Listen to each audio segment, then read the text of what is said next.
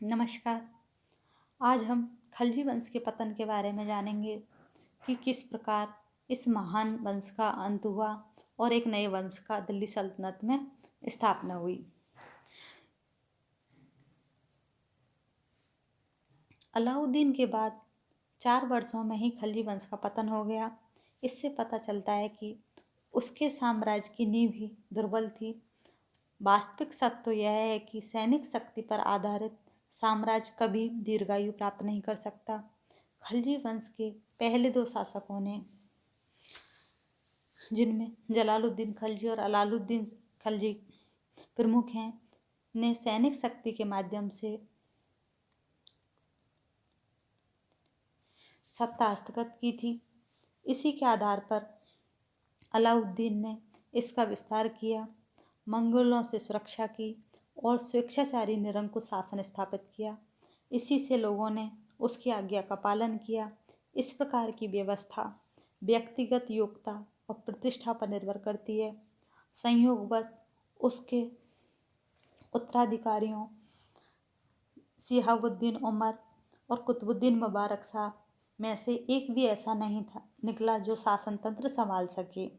कई इतिहासकारों ने अलाउद्दीन खलजी को इस वंश के पतन के लिए उत्तरदायी बताया, क्योंकि तुर्की अमीर जिन्हें शक्ति और प्रतिष्ठा से वंचित कर दिया गया था, वे सभी अलाई शासन के विरोधी बन गए थे।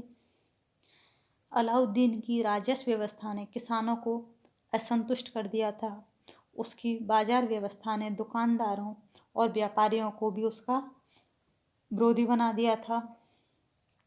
हिंदू सामंतों को भी वे प्रतिबंध और अपमान ऐसे हो रहे थे जो उन पर थोपे गए थे।